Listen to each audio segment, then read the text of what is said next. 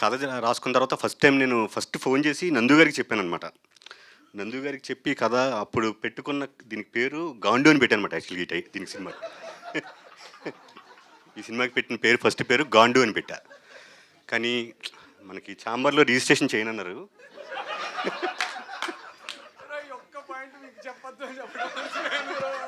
ఆయన అదొక్కటే చెప్పొద్దని రిక్వెస్ట్ చేస్తే అదే ముందు చెప్పారు.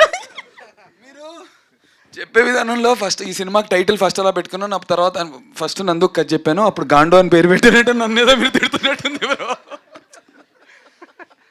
అంటే దీనికి అంత అగ్లీగా ఉండి పేరు ఉండాలి కదా అని చెప్పి ఫస్ట్ 'గాండు' అని పెట్టాను. తర్వాత అది అక్కడ చాంబర్‌లో రిజిస్ట్రేషన్ చేయనన్నారు కాబట్టి ఇంకా అంత అగ్లీగా కనబడాలని చెప్పి అప్పుడు 'అగ్లీ స్టోరీ' అని పెట్టాను అనమాట.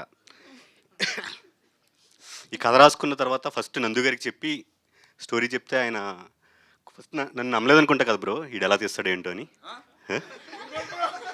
నమ్మకపోతే సినిమా ఎలా చేస్తారండి, మరీ దారుణం అసలు. నేను ఖండిస్తున్నాను ఇది.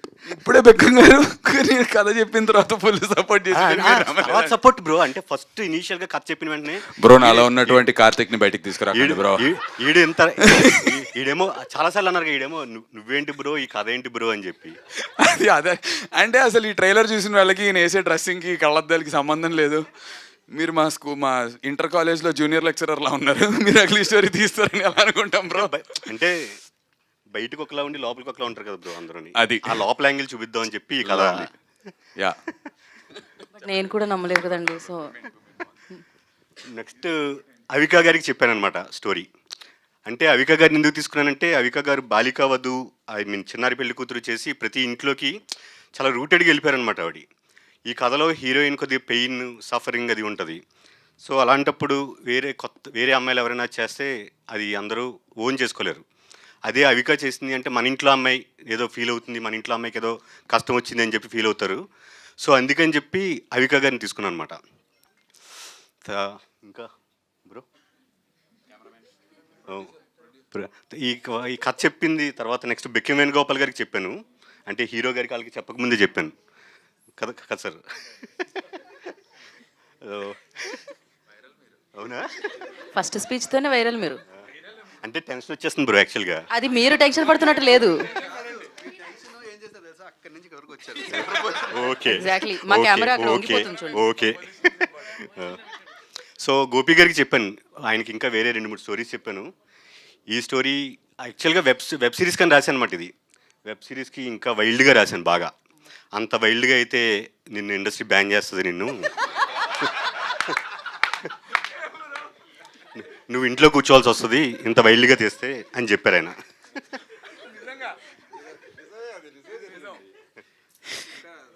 అదే అంత వైల్డ్గా రాసారో నేను అర్థం చేసుకోగలుగుతున్నాను మీరు మాట అన్నారంటే. ఓకే ఓకే స్వరూప్ గారు. అందుకని అదంతా అప్పుడు వెబ్ సిరీస్ నుంచి అంటే నేనేంటంటే నేను ఇంట్లో మన కోవిడ్లో వెబ్ సిరీస్ చూస్తున్నప్పుడు అవి చాలా వైల్డ్గా అనిపించేవి.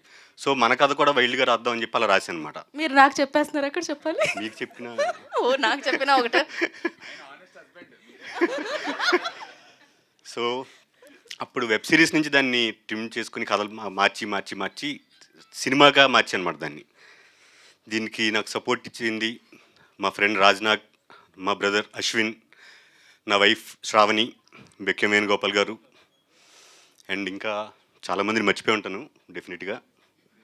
అండ్ నందు బ్రో, మీరు ఈ సినిమాకి ఏం చేశారో నాకు తెలుసు. అంటే సినిమా కథ చెప్పిన తర్వాత ఈయన రెమ్యూనరేషన్ ఎంత అని అడిగితే, బ్రో రెమ్యూనరేషన్ అదంతా కాదు, చేస్తాను, రెమ్యూనరేషన్ అదంతా మనం మాట్లాడదాం బ్రో, నాకు ఈ కథ చాలా నచ్చింది, నాకు ఈ కథ చేస్తానని చెప్పి ఆయన ఈ కథ ఒప్పుకున్నారనమాట. అలాగే అవిక గారు అంటే రేపు షూట్ ఉంటే ఈ రోజు నుంచే నాకు ఫాలోఅప్, రేపు నేను ఏ మేకప్, ఏ కాస్ట్యూమ్, ఏ ఎక్స్ప్రెషన్, ఏ సీను ఏంటి యాక్చువల్గా మనం ఫాలోఅప్ చేస్తాం. అలాంటిది అవిక గారే టైం టు టైం. నేనైనా లేట్గా రావచ్చు కానీ అవిక గారు ఎప్పుడు షూట్కి లేట్గా రాలేదు. అవిక గారు ఐ మీన్ నేను ఫస్ట్ సినిమాలోనే ఇలా నందు గారు అవిక అంటే ఇంత సపోర్ట్ చేసే వాళ్ళతో చేయడం అనేది నాకు చాలా హ్యాపీగా ఫీల్ అవుతున్నాను నేను. మేబీ అందరికీ అలా దొరకపోవచ్చు, నాకు దొరికింది. ఇద్దరు చాలా మంచి ఆర్టిస్టులు దొరికారు నాకు. అండ్ సాయి కుమార్ దారా, సాయి తను చాలా వండర్ఫుల్ విజువల్స్ ఇచ్చాడు నాకు ఎలా కావాలో నాకు చెప్తుంటే, నాకు వైల్డ్గా ఉండాలి, కలర్స్ ఎలా ఉండాలి అంటే ఇద్దరం చాలాసార్లు డిస్కస్ చేసుకున్నాం. అంత వద్దు సార్, ఎంత వద్దు సార్ అన్నాడు. ఓకే. నెక్స్ట్ శ్రవణ్ భరద్వాజ్ గారు ఎక్సలెంట్ మ్యూజిక్ ఇచ్చారు. చాలా సినిమాకి మ్యూజిక్ కూడా చాలా పెద్ద సెట్ అనమాట ఇది. అలాగే నన్ను సపోర్ట్ చేస్తూ ఉన్న మా ఫ్రెండ్ దీవెల శ్రీనివాస్, మెహర్ భయ్య, అండ్ ఇక్కడికి వచ్చిన సాగర్ కే చంద్ర గారు. ఆయన మా ఫ్రెండ్ రాజ్నాకి ఫ్రెండ్ అనమాట. ఆయన ట్రైలర్ చూసిన తర్వాత అప్పుడు ఇంప్రెస్ అయ్యి, సరే నేను సపోర్ట్ చేస్తాను నీకు అని చెప్పి ఆయన వచ్చారు. Thank you.